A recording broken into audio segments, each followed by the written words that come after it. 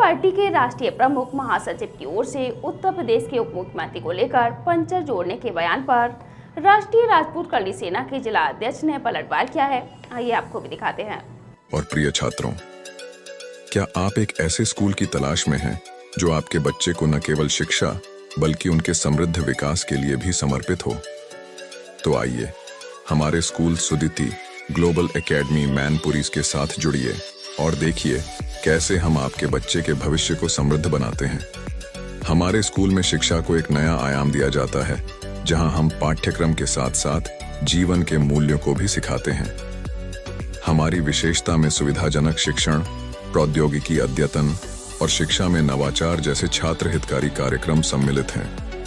हमारे विद्यालय में छात्रों को विकास के साथ साथ समर्थ नागरिक बनाने का अद्वितीय प्रयास किया जाता है।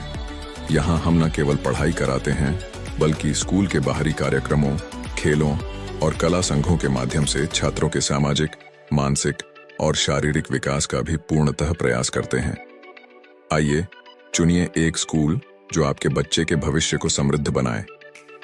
आप हमें सुदिति ग्लोबल एकेडमी मैनपुरी में मिल सकते हैं या नीचे दिए गए नंबर पर कॉल कर सकते हैं। धन्यवाद और आइए अपने बच्चे के भविष्य को सशक्त बनाएं।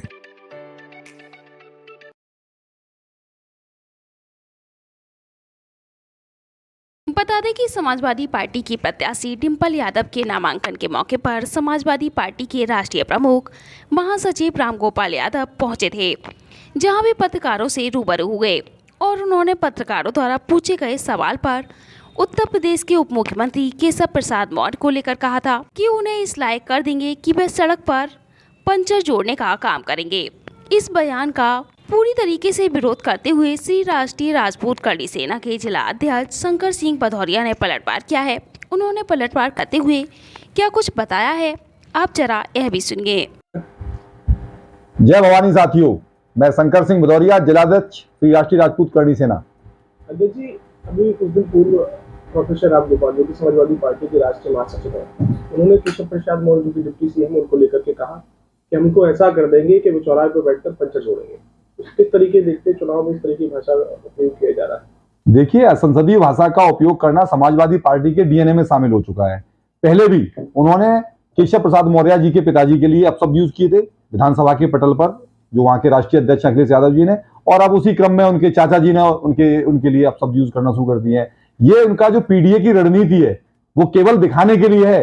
असल मामले में जो ओबीसी वर्ग के अन्य लोग हैं उनके लिए, उनके मन में कोई सम्मान नहीं। ना तो उनके लिए दलितों के प्रति सम्मान है, ना उनके मन में पिछड़ों के लिए कोई सम्मान है। उनके लिए उनका परिवार ही सर्वोच्च है। आपने भी गौर किया होगा कि मैनपुरी के अंदर उन्होंने कुछ मुस्लिम भाई थे जो उनके पदाधिकारी थे, ईद के मौके पर उनके साथ भी भेदभाव किया गया। तो ऐसा भेदभाव उनके लिए बिल्कुल है। पीडीए केवल नाम के लिए है और ये केवल और केवल परिवारवादी पार्टी है। लगातार इस तरीके की बयानबाजी जो चुनाव में हो रही है, तो किस तरीके से देखते हैं और क्या लगता है कि इस तरीके की जो भाषा प्रयोग की जा रही है करनी चाहिए?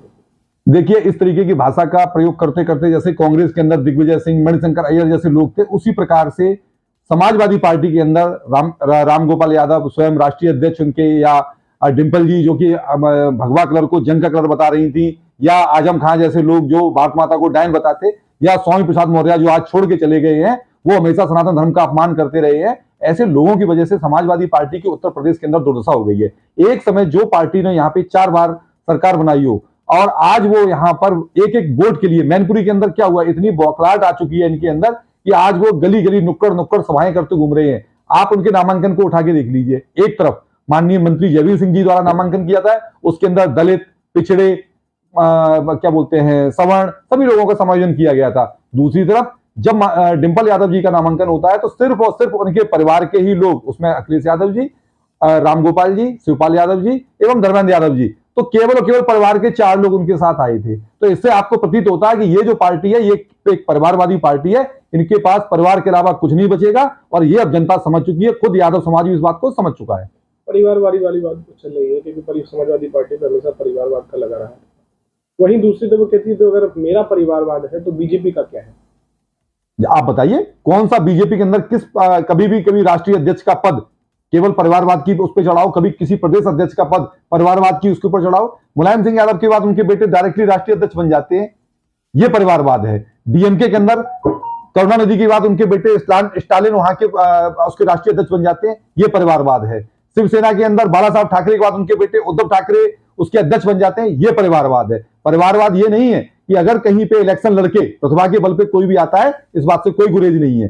प्रतिभा से आइए आप प्रतिभा, क्या मैनपुरी के लोगों में, मैनपुरी के यादव समाज के अंदर, मैनपुरी के मुस्लिम समाज के अंदर क्या प्रतिभा नहीं है? क्या यहाँ पे नेता नहीं होते? आप मैनपुरी के अंदर मैनपुरी के लोगों को लड़ाइए, यहाँ की प्रतिभा को निखारिए। क्या सारा जितना भी नेता बनने का ठेका है वो केवल और केवल एक फैक्ट्री सैफई में खुली हुई है? आज उन्होंने जो यादव प्रत्याशियों को टिकट दी है, वो केवल 4 यादव प्रत्याशियों को टिकट दी है, वो चारों के चारों उनके परिवार के हैं। आपको एक छोटा सा एग्जाम्पल देना चाहूंगा कि आप उठाइए, एक सांसद हुआ करते थे श्याम सुंदर यादव, ठीक है, जौनपुर के अंदर, और वो जीते हुए सांसद थे। जब सपा और बसपा का गठबंधन था, वो जीते हुए सांसद, इवन उनकी टिकट काट दी गई। तो ये परिवारवादी लोग कभी किसी के भले नहीं हो सकते। ये केवल और केवल अपना परिवारवाद पहले देखते हैं, उसके बाद चाहे इनका यादव समुदाय आए या अन्य कोई समुदाय इनके साथ आए। बीजेपी 400 पार की बात कर रही है, कितना सच होगा? इस अब की बार इस 400 पार के अंदर माननीय मंत्री जयवीर सिंह की मैनपुरी लोकसभा सीट है, ये भी शामिल है। और मैं आपको ये बताना चाहता हूं आपके चैनल के माध्यम से कि आप ये बिल्कुल मान के चलिए कि इस सीट पे भी मुकाबला बहुत ही रोमांचक है, और इस बार ये गढ़ ढाया जा रहा है। और इस जो अब की बार मोदी की जो गारंटी है, अब की बार 400 पार, जितने भी टीवी के ओपिनियन पोल्स आए, जितने भी सर्वेक्षण आ रहे हैं, आप उठा के देख लीजिए, वो 400 के आसपास है। तो अभी लास्ट जो सर्वे आया उसके अंदर ऑलरेडी एनडीए की जो सीटें हैं वो 393 तक पहुंच चुकी हैं। और जब ये लास्ट चरण में आएगा, जब ये 7वां चरण इसका खत्म होगा, तो उसके बाद जब 4 जून को मतगणना होगी, तो ये 400 वाला जो नारा दिया गया अब की बार 400 पार, ये पूरा होता हुआ प्रतीत हो रहा है।